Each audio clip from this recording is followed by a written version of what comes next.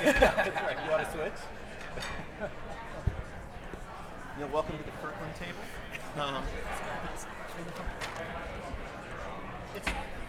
Scott, how's life treating you these days?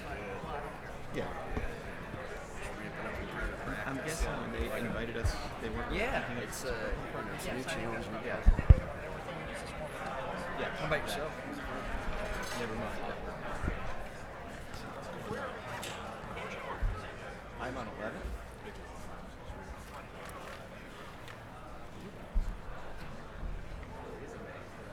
It is. Yeah. Yes. Prior or subsequent? Or subsequent. Vice President speaking. Good morning, everyone. Thank you for being here. If everyone could just grab their seats, we're going to get this panel started. Welcome, or a continued welcome, to the Federalist Society's 7th Annual Executive Branch Review Conference. Our topic at this panel this morning is how the federal government litigates cases.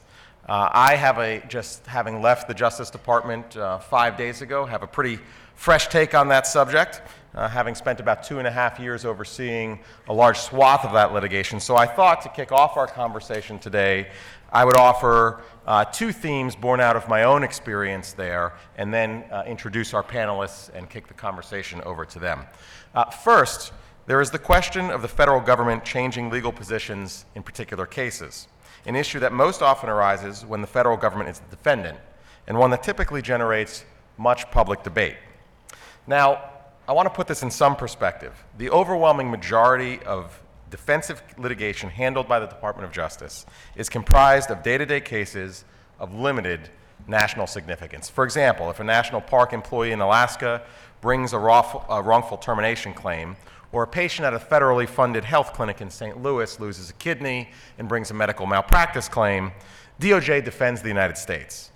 That work and the federal government's litigation positions and legal views remain basically the same over time, regardless of the administration in power. Accordingly, these cases don't often capture the headlines and usually are not the subject of expert panels like this one. Though the private party, federal agency, DOJ, and judicial incentives created by the existence of a limitless judgment fund probably is a topic worthy of more attention than it gets. In any event, other litigation at DOJ is very high profile. For example, defending an agency's marquee regulatory program from an APA challenge, or defending presidential action. Elections, changes in administration can have a significant effect on these marquee cases. The most notable cases are those in which DOJ has simply come to a new legal judgment, requiring a frank reversal in position. There were a few of those in 2017, such as the Murphy Oil case about the enforceability of class waivers under the Federal Arbitration Act. But perhaps even more tricky are the litigation postures that arise in the first months of a new administration, as agencies shift, sometimes dramatically, from one policy choice to another. A common situation we faced in 2017 was as follows. The Obama administration had promulgated a regulation on an important or high-profile issue. A party sued, claiming the regulation is unlawful in some respect. The litigation remained pending in district court or appellate court, often with the regulation enjoined or stayed in some respect. Under the Trump administration, the agency sought litigation stays to permit regulatory change, while the plaintiffs pressed to lock in legal victories. We saw this situation in many areas. One example is the APA's Waters of the United States rule. The challenge in such situations is that the federal government, now contemplating regulatory change, does not want to say too much in defense of the old rule, because such arguments might undermine the coming defense of any new rule. At the same time, the federal government doesn't want to say too much in derogation of the current rule, both because of DOJ's general duty to defend existing law, but also because the federal government wants to avoid later APA claims that it had prejudged any issues while it was considering a new rule. Presidential transitions can always result in these difficult litigation postures, but the increasing prevalence of the nationwide injunction has exacerbated the issue. Perhaps our panelists will have more to say about that topic in a few minutes. The second theme I think is important to today's topic concerns the federal government's general practices in affirmative litigation. Here, if you indulge me for a moment, I want to hearken back to some founding era thought. James Madison famously lamenting in Federalist 51 that men are not angels and thus need a government, explained, in framing a government which is to be administered by men over men, the great difficulty lies in this. You must first enable the government to control the governed, and you next oblige it to control itself. Our government is adept at creating rules to control the government, but it sometimes fails to control itself. This is as true for the Department of Justice as it is for any other governmental agency or organ. Over the last 2 years, several of the policies announced by DOJ were part of an effort to force the agency to, as Madison said, control itself. Examples include the memorandum issued by Attorney General Sessions barring inclusion of third-party payments and settlements, and the memorandum issued by Associate Attorney General Brand barring certain uses of sub-regulatory guidance documents in affirmative litigation. The latter memo was an attempt to rein in the use of what some commentators call regulatory dark matter. A third example, and a very significant one, is the memorandum Attorney General Sessions signed on his last day in office, Principles and Procedures for Civil Consent Decrees and Settlement Agreements with State and Local Governments. The consent decree is another practice in the regulatory cosmos, but one that is even less visible than the dark matter of guidance documents. A consent decree is a binding court judgment, and it can serve an important function in a range of cases and enforcement areas. But some consent decrees are voluminous in their requirements and have virtually perpetual life. The Antitrust Division, for example, started an effort over the last 2 years to dissolve ancient but still operative consent decrees, and it found some noteworthy targets. There was, for example, a decree still in existence from 1914 concerning rubber hoof pads for horseshoes. Another one from 1921 related to music rolls for pianos. And yet another, my personal favorite, controlled the market for horse buggy whips. The continued existence of these old decrees is not what you would call careful regulatory action or good government. This is ancient, cosmic junk unnecessarily floating around the regulatory atmosphere. Consent decrees are, in effect, a set of regulations for a single party, overseen by the Department of Justice, a federal judge, and quite often a private party monitor appointed by the court. In practice, consent decrees can result in one or all of these entities directing the day-to-day operations of a business or a local or state government agency for years on end. As should be obvious from the description, such a regime can be as intrusive as, if not more intrusive than, a comprehensive set of regulations. Take, for example, the consent decree that now governs the Chicago Police Department, a decree that DOJ objected to in a filing last year, but one that is similar in substance to many that DOJ agreed to in years past.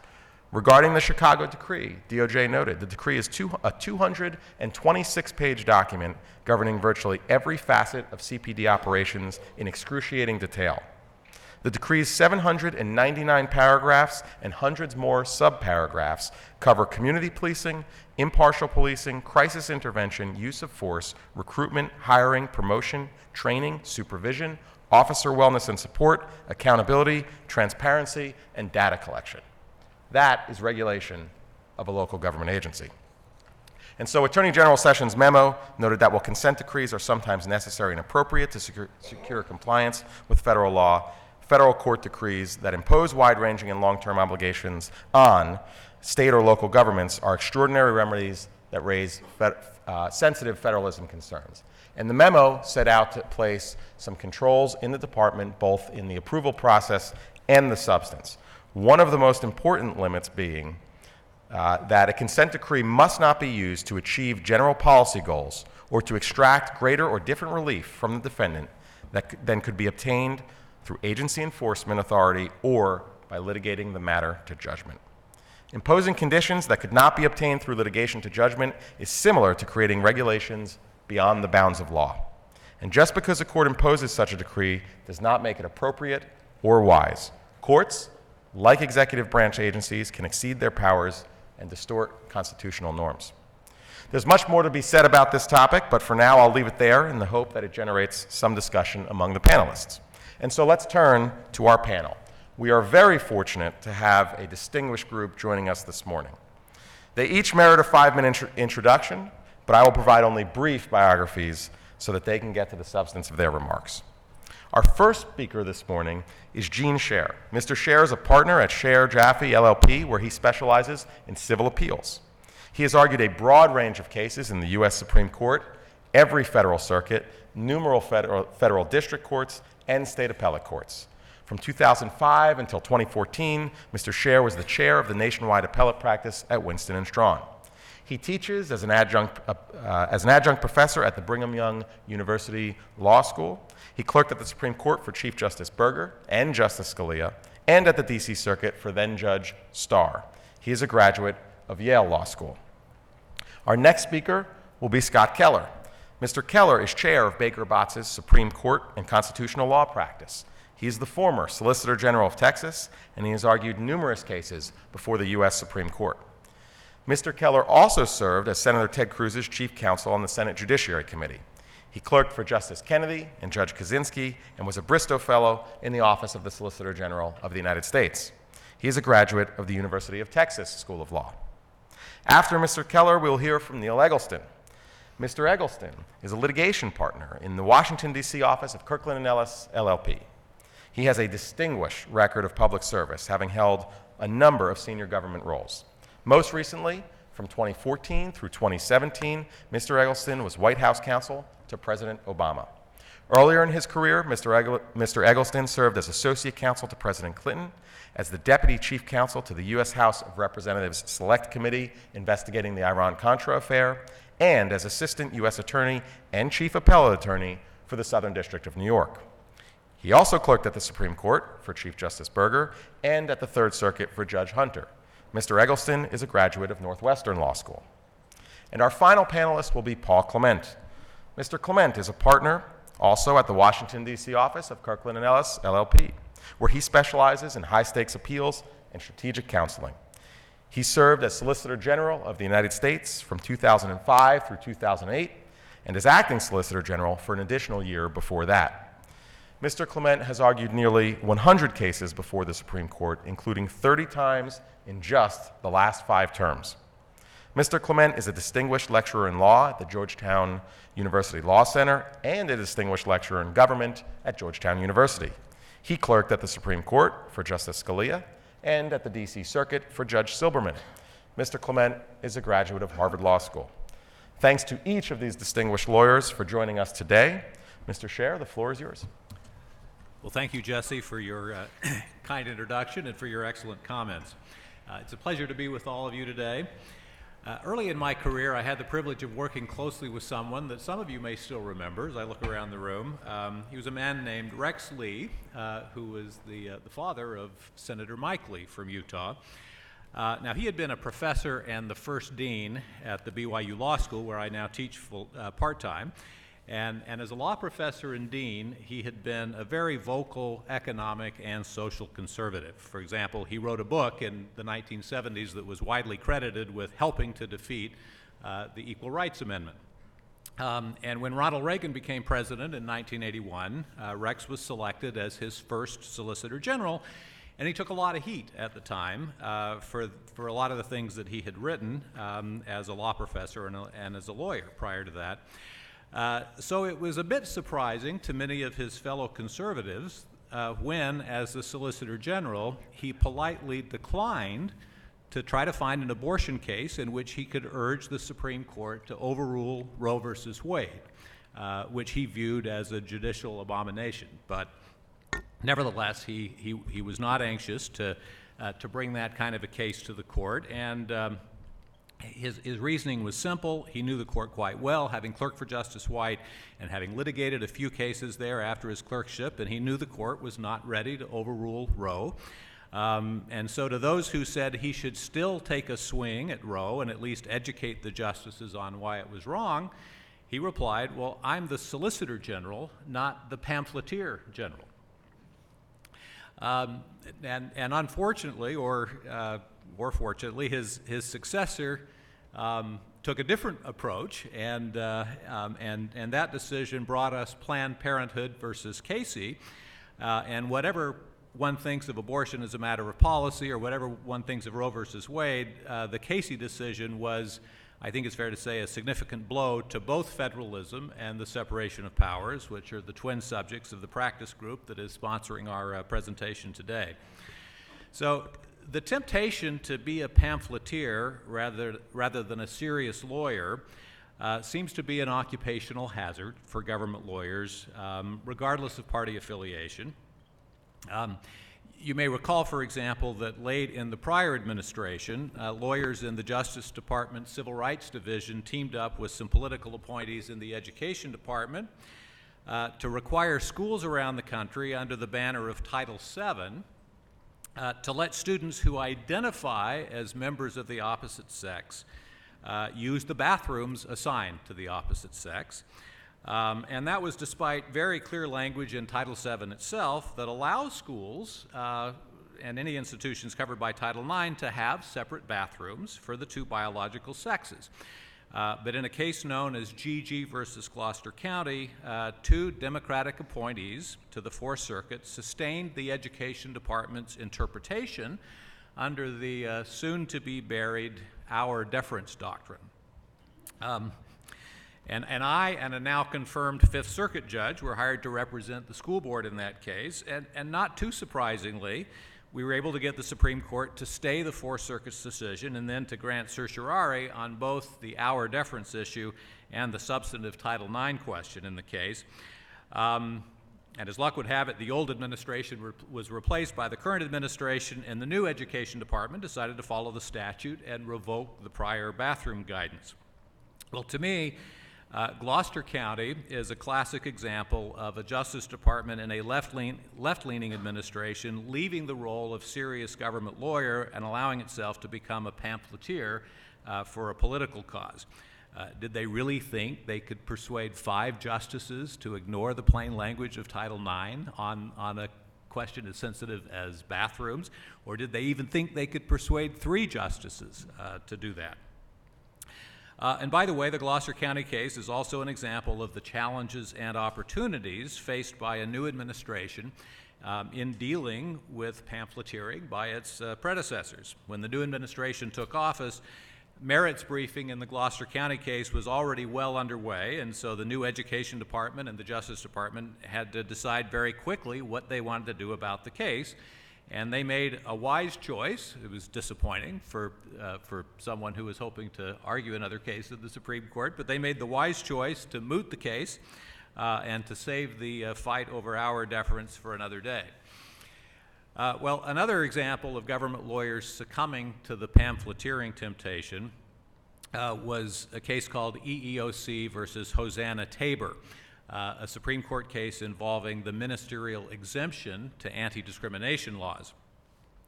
Now, certainly the government in that case could legitimately argue, albeit incorrectly, I think, but they could legitimately argue that the rights of a religious organization's employees to be free from discrimination trumped the organization's religious freedom rights. But the Solicitor General's office in that case went a big step further. It was apparently trying to establish the position that's popular in academic circles that the First Amendment's free exercise clause extends no further than freedom to worship. It doesn't actually include exercising religion outside of the of worship spaces. So the Solicitor General's office argued not only that the religious organization there hadn't made a sufficient case for an exemption under the free exercise clause, but the office argued that the free exercise clause, quote, had nothing to do with the issue. Now, not surprisingly, Justice Scalia, when that argument was made at oral argument, bellowed, "That's remarkable." And surprisingly, Justice Kagan, who just a few months earlier had been the boss of the very people who were making that argument, agreed with Justice Scalia that the government's position was remarkable, and not surprisingly, the court squarely rejected that position by a vote of 9-0, thereby once again illustrating the cost of abandoning sound lawyering in favor of pamphleteering. Perhaps the most amusing example of this phenomenon is a case that I've been handling for the last several years on behalf of the North Carolina legislature, defending two North Carolina laws dealing with the rights of transgender persons in public bathrooms. This was another case in which the Civil Rights Division in the prior administration, joined by the ACLU, tried to impose its view of sound bathroom policy on recalcitrant state and local governments. Well, during a hearing in that case on a motion before a very genteel Southern Republican-appointed district judge, my friend Paul Smith, who successfully argued the Lawrence versus Texas case in the Supreme Court, was representing the ACLU at this hearing. And Paul took the very reasonable position that although he felt his client's right to use the bathroom of their choice trumped the state's interest in limiting access to women's bathrooms to biological women, the state, Paul acknowledged, at least had a legitimate interest in protecting women's bodily privacy. But the Justice Department lawyer who was at the hearing, apparently unable to resist the temptation to be a pamphleteer, took issue with Paul on that point, and she thought that Paul was giving the state legislature too much credit. And she argued that, in fact, there is no legitimate state interest in separating the sexes in public bathrooms. And to illustrate, she pointed to the private school to which she sends her own children, and this school apparently boasts a kind of unisex throne room where children of both sexes gather to do whatever they need to do and just learn to embrace their bodily differences. And so she said, you know, my kid's private school does this and it works out just fine. Well, our traditional Southern judge just looked at her in disbelief, as though to say, wow, you Yankees have lost your senses to a greater degree than I had imagined. And not surprisingly, he ruled against her a few weeks later. Unfortunately, the new administration soon dropped the lawsuit and left it to the ACLU to continue it. Well, the moral of these two stories is twofold. First, if you're representing the government, I would urge you just to be a good lawyer and resist the temptation to be a pamphleteer for your administration's favorite political causes, however worthy they may be.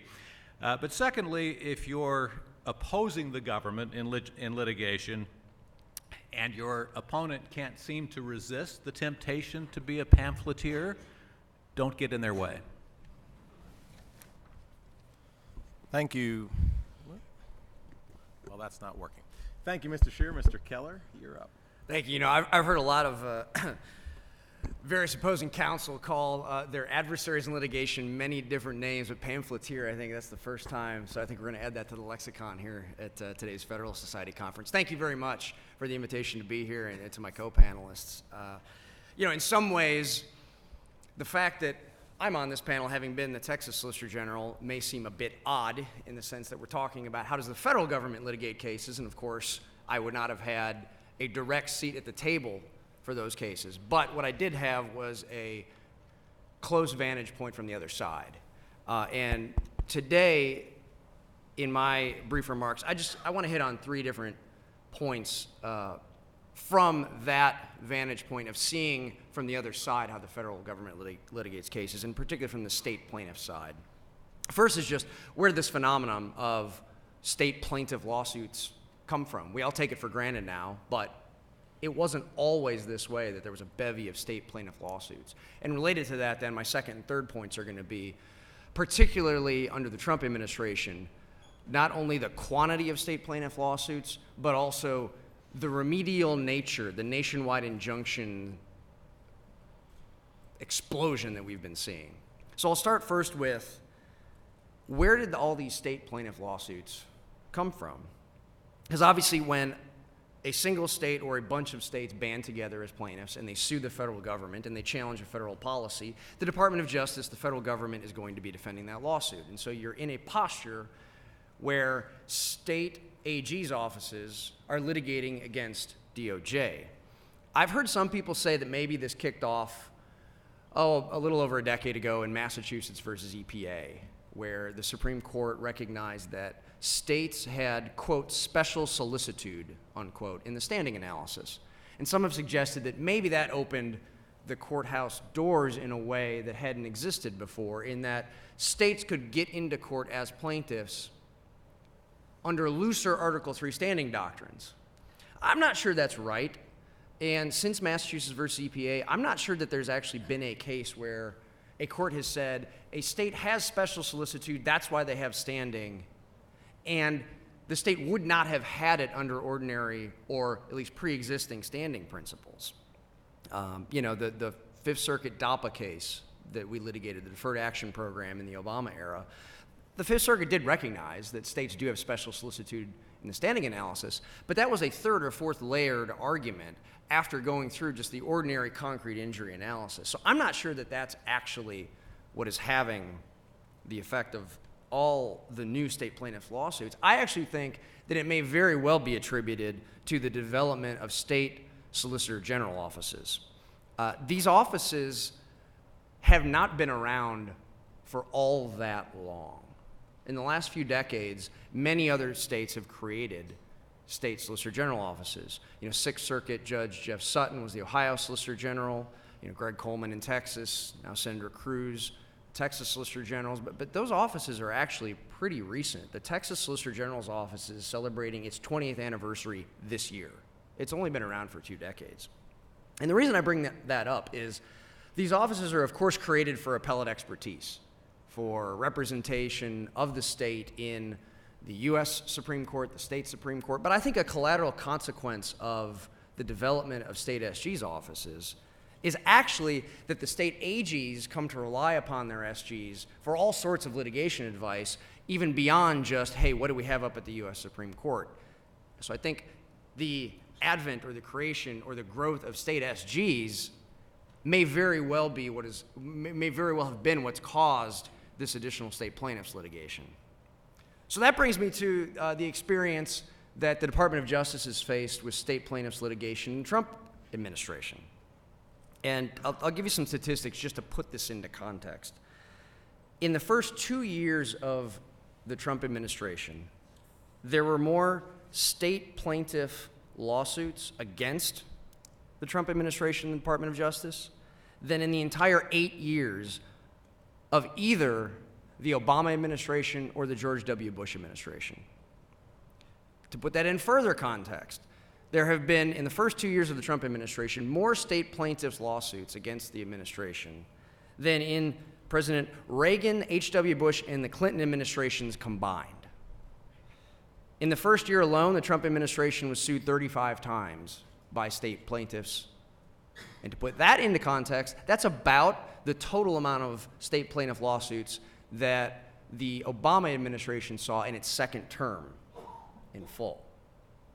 Now, this, of course, and would love to hear from some of my co-panelists about this, I would think not only would it divert resources, but these are going to be higher profile cases. These are going to be challenging federal policies that are probably of paramount importance to the presidential administration.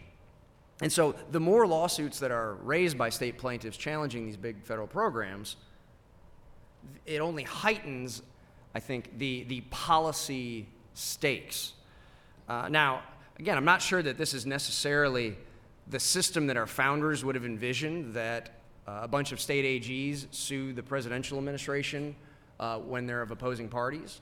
But this seems to be possibly a new normal. And if this is a new normal, I think the Supreme Court is very quickly going to have to clarify, when do you get nationwide injunctions? Nationwide injunctions have been a recent, more heavily debated issue. And from at least the Texas perspective, we were very careful about when to ask for a nationwide injunction when we were bringing lawsuits challenging the Obama administration's policies. Of course, we obtained a nationwide injunction in the DAPA deferred action litigation, but there we were also careful to say the reason that a nationwide injunction was proper in that context was because you can't have an immigration system where someone is lawfully present in one state but not another. You need a uniform immigration system throughout the entire nation. But the DAPA case was not the first time that this nationwide injunction issue had come up. And I know some of my co-panelists can talk to this. The nationwide injunction issue was raised prominently at an earlier phase of the NFIB versus Sebelius Affordable Care Act litigation. But the DAPA case, I think, because it was challenging a major Obama-era program and we obtained a nationwide injunction, I think that put on the map the idea that you could go to federal court, and at least in some cases, you could block a federal policy across the country.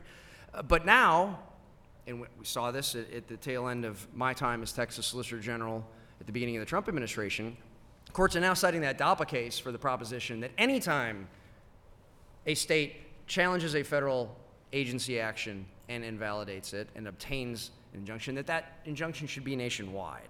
Well, first of all, that's not what the Fifth Circuit's DAPA decision said. And there are reasonable arguments, I think, on both sides of this issue. You know, on one hand, injunctions should not be overbroad. Typically, you're only supposed to get relief that remedies your own injury. Now, at the same time, the Administrative Procedure Act says that courts should, quote, set aside, unquote, unlawful agency actions. Well, maybe this is an exception where if you're challenging a federal administrative action under the Administrative Procedure Act, maybe Congress has spoken and said that agency action should be set aside in full. There are good arguments on both sides of that issue, and there's a lot of academic commentary on it right now. I think the Supreme Court's going to have to take a case pretty soon to clarify that. But what I would say is the rule is going to be uniform going forward, I would hope, and the rule for challenging policies of a Republican administration will then also and should also be the same rule challenging policies of the Democratic administration that could potentially come in the future. So that's to say, I think when it comes to nationwide injunctions, the debate is either between do you set them aside under the APA in full, or do you do a more nuanced test that looks at the traditional test of is this broad enough to grant full relief to the plaintiffs, but tailored enough to go no further? And I know the courts right now are debating where exactly that line should be drawn, and I'd love to hear from my co-panelists some more on the nationwide injunction issue. Thank you. Thank you, Mr. Keller. Mr. Eggleston. Thank you. I'm Neil Eggleston. I think when he was referring to co-panelists, he was actually referring to me, since I was White House counsel, in fact, for many of the cases that he discussed, and so let me just get right to them. So, this is an example, I think, of one of these principles that happens in law all the time, which is sometimes it's not the principle, it's whether you won or lost. I definitely agree that the aspect of states suing the federal government, it didn't start in the Obama administration, but it certainly sped up in the administration. It has been that increases speed has certainly increased in the Trump administration. I'm not sure if you look at all the cases whether statistics actually tell much of a story. I think you probably have to look at what the individual cases are about in order to determine whether the statistics are actually meaningful if you just go through a number of cases. But we had a whole series of cases on issues that mattered enormously to President Obama, which were stopped by litigation by the states. I'm going to mostly talk about DAPA than another case, but we had the Clean Power Plan that was stopped. The president cared enormously about the Clean Power Plan that was stopped through litigation, and various other labor, environmental, and other issues that the president personally cared a lot about that were stopped by litigation and brought by the states. But let me spend a minute on the DAPA case, because I agree with my co-panelist that in some ways I do think it became the model for what happened subsequently. I frankly think that the Fifth Circuit was pretty uncareful in its reasoning, and sometimes judges forget there might be a change in administrations, and a reasoning that looks good on one side may not look so good to you if you're going to end up on the other side. There are a few things I think that happened and just to remind everybody, I can't remember if you did, but just to remind everybody, this was the president's program to provide deferred action for a period of 2 or 3 years to parents of American citizens or lawful and permanent residence holders. People forget what the program was actually about, but that's what the program was about. Texas sued. Texas claimed standing because of an impact on its subsidized driver's licenses. I thought that wasn't sufficient, frankly, and various judges along the way, including 4-4, I think. We don't know why the Supreme Court ultimately didn't choose to review that case when it got it, but the vote was 4-4. I think probably 4-4 on the standing issue, although that's just a guess by me. I was troubled at the time, frankly, because this is one of these cases where a bunch of states, I think we were about evenly divided. About 20 states came in on behalf of striking down the program, and about 20 states came in on the other side. And the states that came in on the other side put forth evidence saying, no, we think this program will be an economic benefit for us. These people will pay taxes. They will be participants in our society. We think it'll be a law enforcement benefit because these people will be able to come out of the shadows and assist law enforcement and not worry about, if they do so, being grabbed by ICE and deported.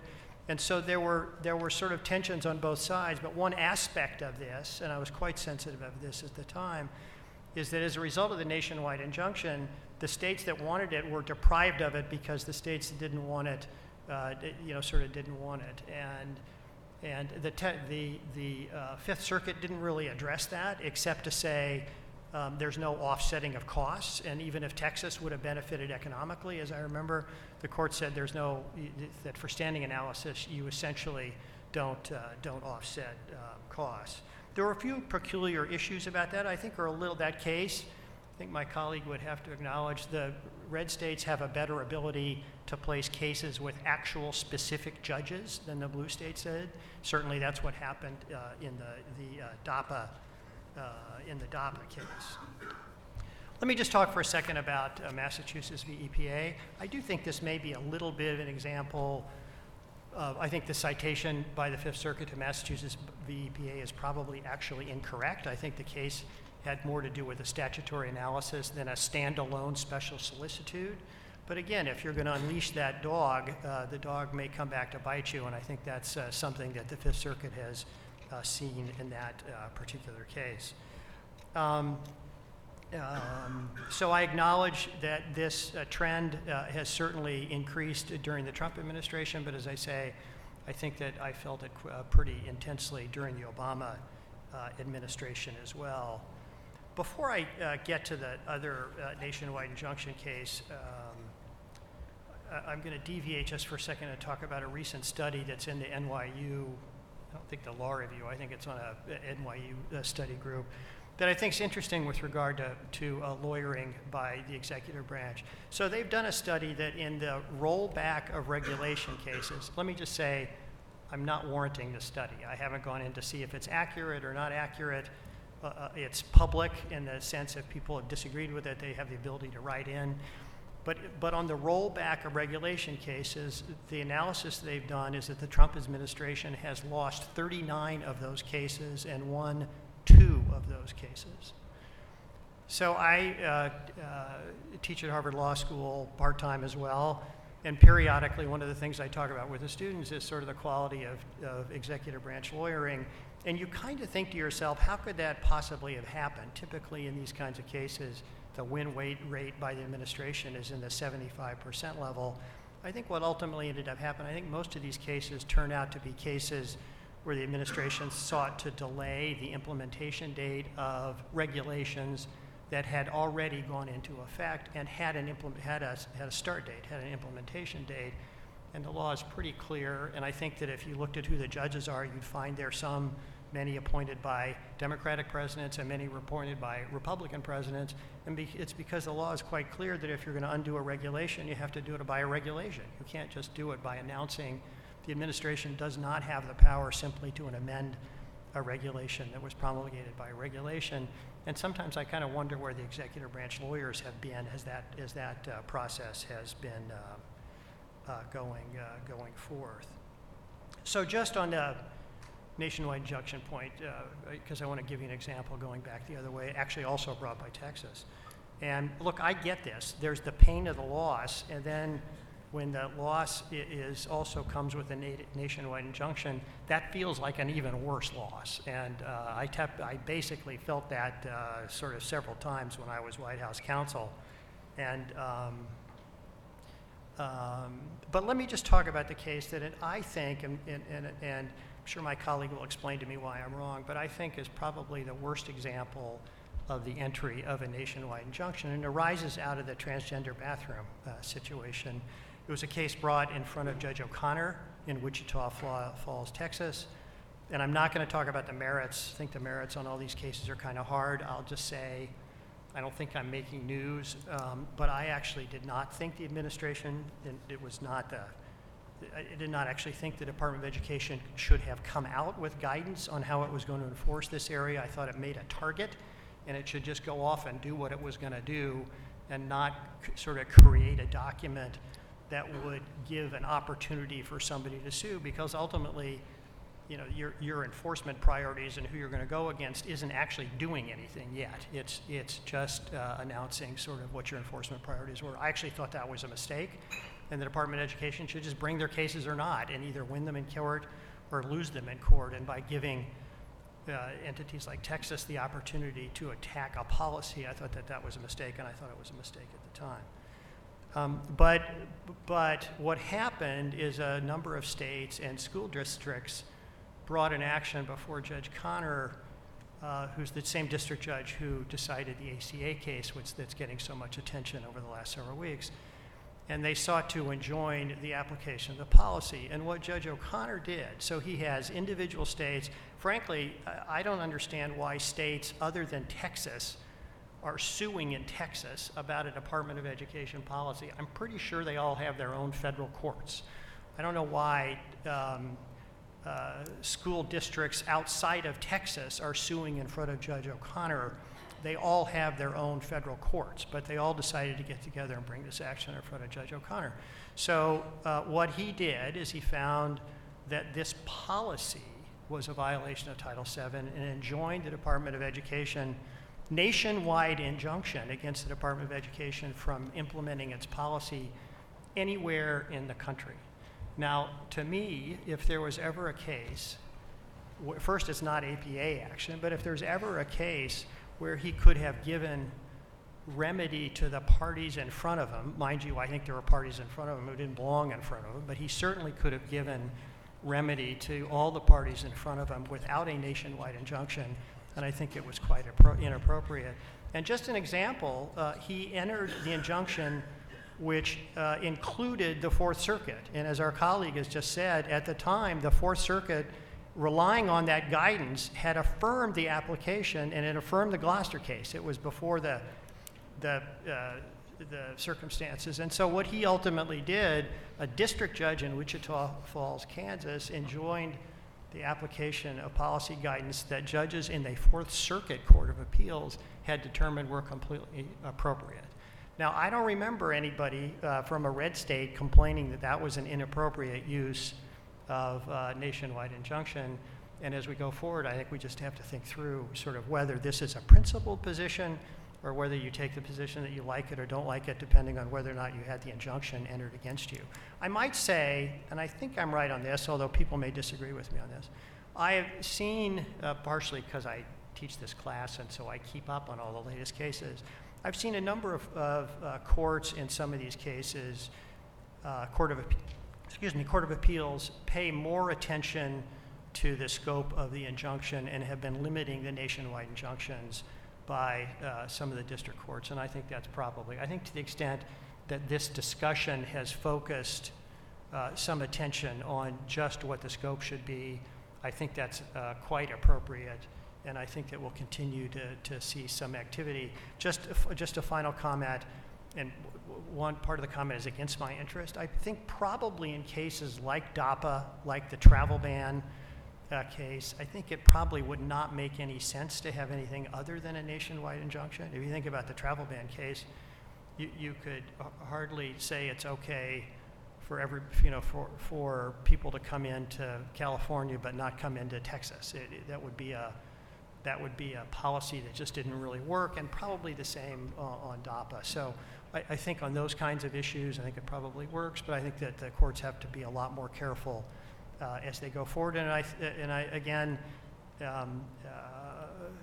So I think it will definitely continue to see some more development on that. I don't know that we need the Supreme Court yet. I think the courts of appeals are starting to focus on this issue themselves. So thank you very much. Thank you, Mr. Eggleston. Mr. Clement.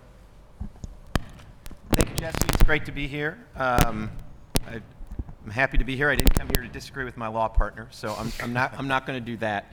I am going to try to sort of frame up a couple of issues at a high level, just to maybe give people something to think about, and then talk about a couple of the issues and give you a few of my own thoughts on them. But, I think in sort of watching separation of powers issues play out in Washington, D.C. over the couple of decades I've been here, there's really two ways things can go. I mean, one observation I would make is I think it's really hard for the political branches in particular to figure out sort of what they really think of a separation of powers issue until both parties' oxens have been gored.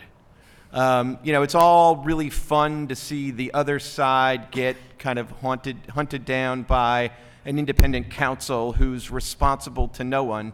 But then when the independent counsel statute gets turned on your administration, you start to see the wisdom of Justice Scalia's dissent in Morrison v. Olson a lot more clearly.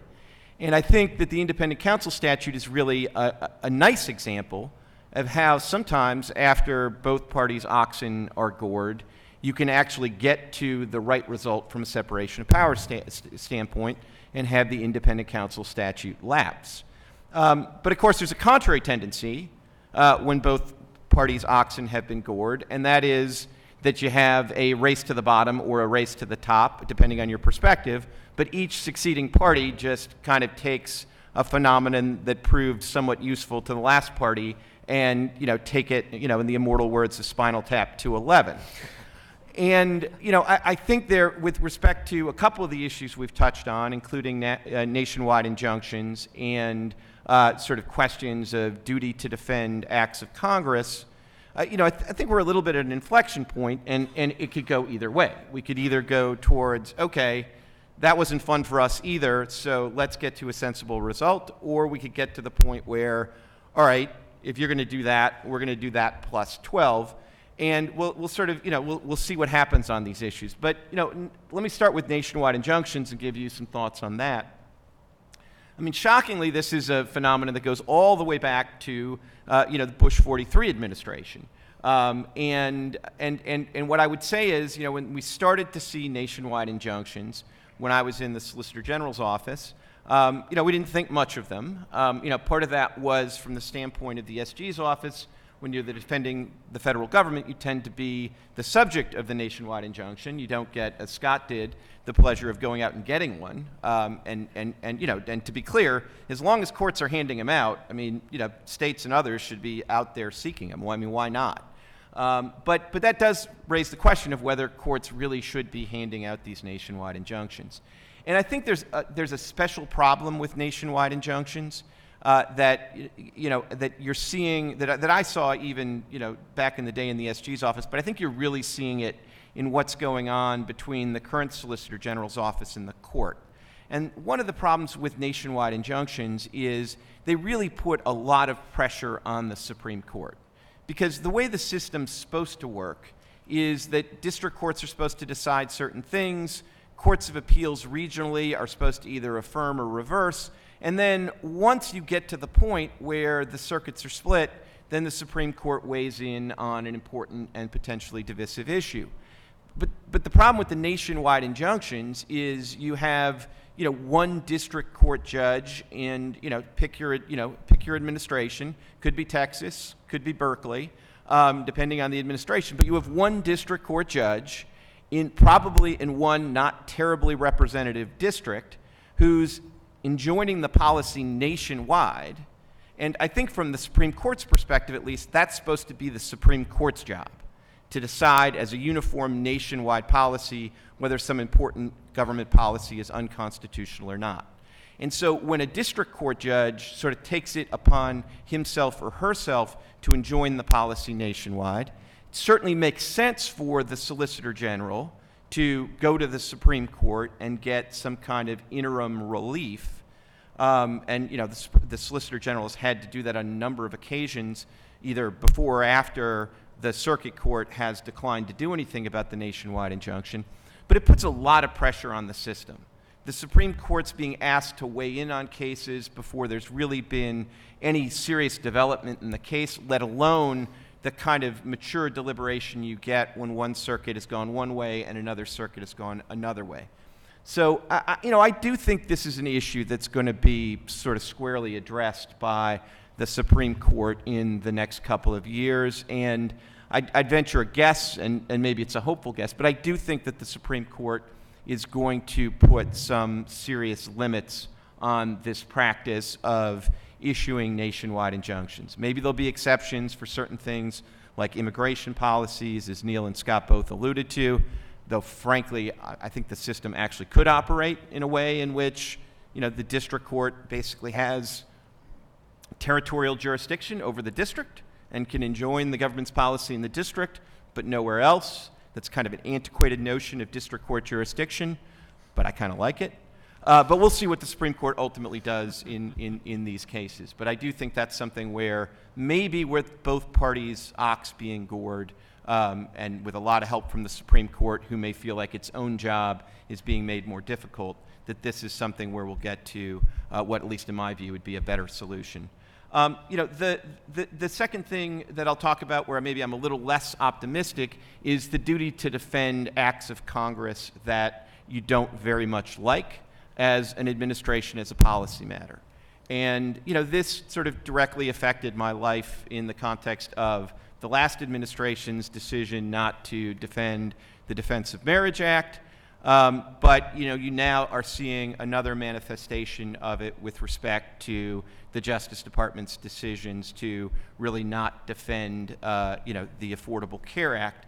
And, I think as, my litigation past shows, I'm not a super fan of the Affordable Care Act as a policy matter or as a federalism matter, but I think there's an argument to be made that in both of those cases, the Justice Department should have stayed with its traditional policy of defending acts of Congress, even though they're quite unpopular politically with the administration that's in place at that point. And I think that there are costs to the system if the Justice Department doesn't engage in and doesn't kind of uphold its traditional duty to defend. And I do worry that this is something where I think we could get into a race to the bottom or the top. And I think, this is an issue where you can make a coherent theoretical argument that the duty to defend is overrated and the executive branch should just only defend statutes that they like as a policy matter. Or that they think are constitutional just as a straight-up 50-50 matter. But that hasn't been the policy of the Justice Department for essentially ever. The tradition has been that in cases that don't implicate executive power, you make an argument if there is a good faith argument to be made in defense of the statute. I think that policy, if you think about it long and hard, is the right policy from a separation of powers standpoint, because I do think that the responsibility to defend acts of Congress when they're challenged as unconstitutional is part and parcel of the executive authority vested in the President in Article 2, and then it's not part and parcel of the authority vested in Congress in Article 1 or the state AGs who are happy to jump in and defend as well in the case of the ongoing litigation over the ACA. And I guess the last thing I'll sort of say about just on that point is one of the more memorable lines from one of my clients, in the DOMA litigation was one of Speaker Boehner's staffers when I was talking to her about the litigation in DOMA. She told me, look, I'm built for legislation, I'm not built for litigation. And I think that was basically right. And the Justice Department, by contrast, is built for litigation. So I do think that it would be a shame if we get into kind of a continuing process of administrations defending less and less of the statutes that are challenged as unconstitutional. The last thing I want to say is just about this question about changes at policy, changes of legal position across administrations. I don't remember, Gene, all the details of the Hosanna Tabor case, but I seem to think that at least I would draw a distinction between what I remember about that case, which is at the time that the SG got involved in that case, I thought the EEOC had already sort of made its enforcement position pretty clear. And maybe I'm misremembering that, but just as a general matter, to me, there's a big difference between the SG going into the Supreme Court on what may look like a suicide mission to defend a policy that has been formally taken by an agency And it's a lousy policy, and it's hard to defend. But by the point that it gets to the Supreme Court, and that it's clearly been the executive branch's policy, I think it's kind of a mistake to blame the Justice Department or the Solicitor General's Department. And that really comes back to the question of, when you have a transition between administration and administration, there is going to be a, appropriate change in some policies. But I do think, and I'm not suggesting that either the current administration or the last administration didn't adhere to this, but there is sort of a right way and a wrong way to change position. I mean, the right way to change position is to get the relatively political accountable agency that's responsible for a particular policy area to change their position, to formally withdraw the regulation, to promulgate a new regulation, to change the guidance, whatever it is. But then there's a wrong way to do it, which is to sort of keep the guidance in place and just have the Justice Department sort of flip its litigation position. And, when I was in the SG's office, from time to time, somebody would be, coming into the office and complaining about some government rule and urging us not to defend some government rule. And I always thought the appropriate thing was to, depending on the agency, scribble down an address and hand it to the person complaining about the rule and tell them, look, here's the Department of X, run down there. If you can get them to withdraw the regulation, I would be delighted, because I got enough other things to do. But the right way to change a position is not to have the Justice Department not defend some on-the-books promulgated regulation that's been applied by one of the other agencies when the issue is more in their expertise, and frankly, in the cosmic scheme of things, I think that department is more politically accountable for the policies in its bailiwicks than the Justice Department would be politically accountable for those policies. Thank you. All right, let me first, is this microphone working? Okay, good. So thank you all, a lot to unpack there. We have about 15 minutes left, so let's do this. For those who want to ask questions, please line up at the mics. I'm going to just start it off with one or two questions for our panel here, and then we'll turn to the microphone. So let me just do this. One question for each table, actually. So, Mr. Scher, Mr. Keller, you have been plaintiffs against the federal government for a long time. And so what I want to ask you is, how did you deal with changes in administration? Were you ever surprised when you were dealing with a piece of litigation that straddled two administrations, that you didn't get what you thought you would get in the change of administration? And then the question I'll pose here for after that is to both of you, having been in government in the last decade, how did you deal with requests to change positions? And how about your views on, as opposed to, what I alluded to at the beginning, sort of just a straight legal judgment of the Department of Justice versus what you were alluding to, Paul, the change in regulatory position.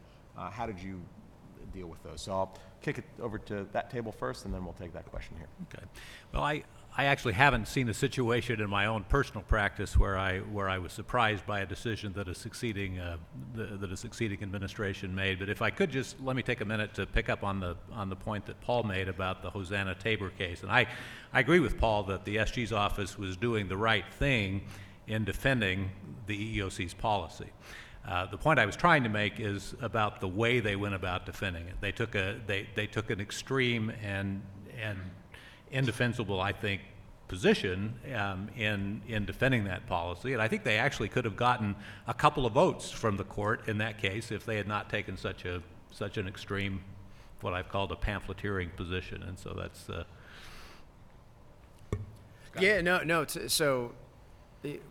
Texas had a series of lawsuits against Obama-era policies. The Trump administration came in, and these lawsuits are hanging out there. And some of these lawsuits remain pending today. I think in many of those lawsuits, you didn't know exactly what was going to happen. You needed political appointees to be able to be put into the DOJ positions to make the decisions. And then the decisions were, okay, was DOJ going to stay the course? Was DOJ going to change position? If DOJ was going to change position, what was the new position going to be? And so that's all to say, from the outside, even when a new administration comes in, this is the federal government. Trying to turn the Titanic, even when you want to turn the Titanic, takes a lot of time, and I think it takes a lot of resources. Okay. And just to this table, you both probably had to deal with, as you said, Paul, requests to change positions that might have comported with policy preferences in the administration. How did you generally approach that issue as lawyers for the administration and for the government? So I'll go first and somewhat quickly because I was there for the last 3 years and I was largely defending our policies. And so by that time, to the extent we were going to make changes in policy, it had largely happened, so I didn't have that too much. But I have sort of just a couple of comments that are related. I'd like to tell a quick story. Don Verrilli, and I don't know how many people other than Paul here are going to know this case, but talks about the Solicitor General defending U.S. v. Bond. And Bond was that crazy case where the wife put some sort of chemical agent on the doorknob of the girlfriend intending to hurt her. And the wife I may have the parties confused, but it doesn't matter for this purpose. So whoever did it was indicted for chemical weapons charge. And so Don talks about, and he's the Solicitor General at the time this happens, and he talks about, now what do I do because of the duty to defend? And he decided this is not a case he would have been involved in earlier. It was indicted by the district court. It was affirmed, I think, by the Third Circuit. And so he's in the in the Supreme Court, and he has to decide, what am I going to do? And he decided, look, I have a duty to defend this, and I'm going to lose badly. And so his entire goal was to try to figure out how to lose not so badly. And I think he actually, to him, thought the case was kind of a success because he didn't lose badly. He sort of lost on the statutory issue, which was a dead loser. There's some sort of interesting treaty power cases that the dissent brought up, some of the dissents brought up, but that's been. But then the second piece I just want to mention is that, and I'm going to do this a little light because I've never really talked about my communications with my successor, Don McGahn. But there's one case I said to him, look, which is the fast and furious privilege litigation. I said, look, this is Eric Holder being sued, Eric gone by then it was Loretta Lynch, being sued by the House over producing these fast and furious documents. And your friends they're now Republican in the House are going to come to you and say that you should roll over on this case. And I said, look, you got to remember the Obama administration started with a Democratic House and a Democratic Senate and ended up with a Republican House and a Republican Senate. So you got to remember, precedents like this matter to this administration. I've worked for 2 presidents and I care about this stuff. And I said, Don, don't roll over on this. You're going to want this. So I've sort of lost track what happened, but they're going to want this today and for a lot of days because it turned out to be a very powerful opinion. The court ended up on kind of a waiver theory requiring the Justice Department to turn over the documents, none of which I cared remotely about, frankly. But the principle of executive privilege applying to that kind of material was strongly upheld by the district court. And I said, Don, look, life can change here and look a little bit ahead. And so, in some sense, the reverse of that happened with me. So just a quick few comments. I mean, I was actually the opposing lawyer for Ms. Bond in the Bond case. So I know a little bit about this case. And I think Neil's exactly right that the SG's office did the right thing in the end by defending the position that was taken by the U.S. attorney. But I will say the fact that Don can spin a case that went to the Supreme Court twice and the government lost both times 9-0. The fact that Don can spin that as a limited success, I think is a testament to lawyering and lawyers. The second thing I'll say is, we had a very similar situation to what Neil describes at the beginning of the Bush administration, where Representative Burton was still looking for some documents that had to do with one of the last scandals of the Clinton administration. I've now forgotten what the scandal was, but we recognized then that was a great opportunity at a transition time to continue to defend the position of the executive branch that the documents were privileged, because if you get a second term, what that means is that you're going to spend about 75% of your 8 years in power in defending your own messes, where any assertion of executive privilege is going to look entirely self-serving and just read today's newspapers, sort of precipitate claims of a cover-up. It's only at the very beginning of an administration that you can actually take the principled position of defending the executive's position in the context of defending somebody else's mess. And so, there are some kind of unique opportunities at the beginning of an administration to not change position, but to keep a position that is in the long-term interest of the executive branch and really argue it in a way that, in a weird way, can be stronger than the previous administration making the same arguments. Thank you all. All right, we have about 5 minutes because the lunch panel starts right after this one. So I just ask panelists if you can, questioners, keep your questions succinct, and we'll be able to get to some answers. So why don't we start over here? James Young, National Right to Work Legal Defense Foundation. I was actually in the court when they announced Hosanna Tabor were about to argue my second case. It's good karma since it was my denomination I ended up winning. But my question, I guess, would address, won't convert this into an ethics credit for CLE folks, but I'd like you to, the generals on the panel, to address the ethics. In the marriage cases, we had the spectacle of attorneys general in Pennsylvania and California refusing to defend the duly enacted statutes of those states. In Virginia, the spectacle was even worse, where we had an attorney general, a newly elected attorney general, who actually switched sides. Could you address the ethical considerations, if any, or do you feel comfortable addressing those? Scott, do you want to start with that from a state perspective, and then?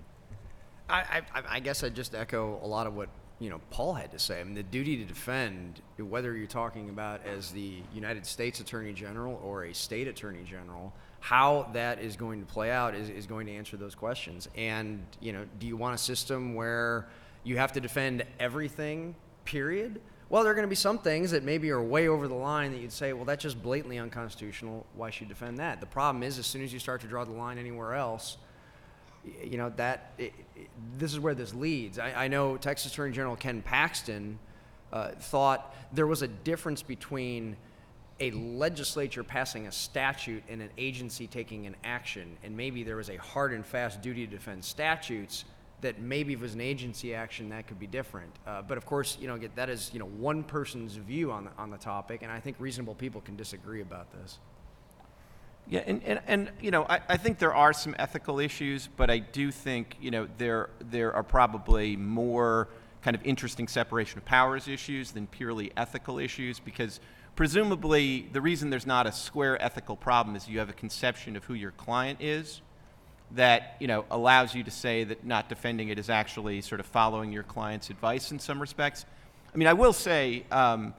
One of the things, and I think and this was a deliberate choice that is backed up by a Walter Dellinger OLC opinion, but I think one of the strangest things about the administration's position as to DOMA was at the same moment they were deciding that they weren't going to defend the act in Congress, they continued to execute the act. So they, and that, to me seems just about 100% backwards, which is, it seems to me that the executive does have the ability to independently say, oh, this is an unconstitutional statute, and we're not going to take executive action that we think violates the Constitution.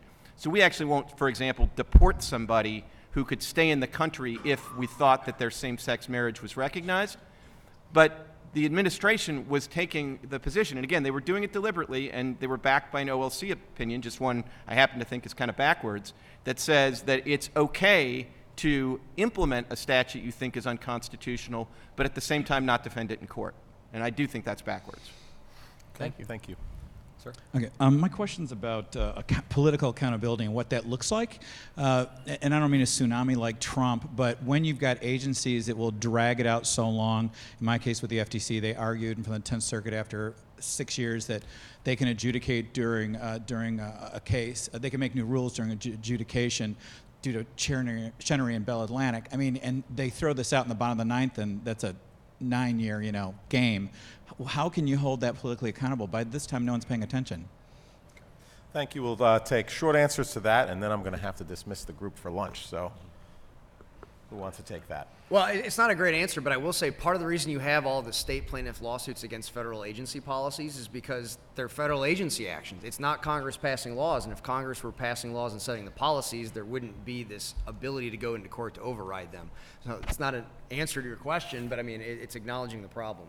Yeah, and the only thing I would say is, and I share your frustration, I'm dealing with a comparable situation right now, but The question on all these things is politically accountable compared to what? Yeah. And, if the alternatives are further empowering the Article III judiciary or further empowering Justice Department people who are supposed to be in their positions not because they know anything about FTC policy, but because they're good litigators, I still think it's a lousy set of choices, but I still think of the three, having the FTC do it and own it is the most politically I accountable. agree. I of just the don't know three. how that happens. So we got to figure out how that happens. Thanks. Well, please join me in thanking this very distinguished panel for their excellent comments. Thank you all very much.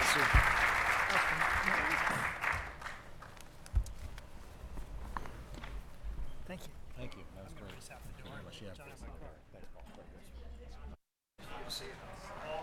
Thank you. Enjoyed that. That was good. We'll do it again You guys are sometime. smart, I know. Yeah, no kidding.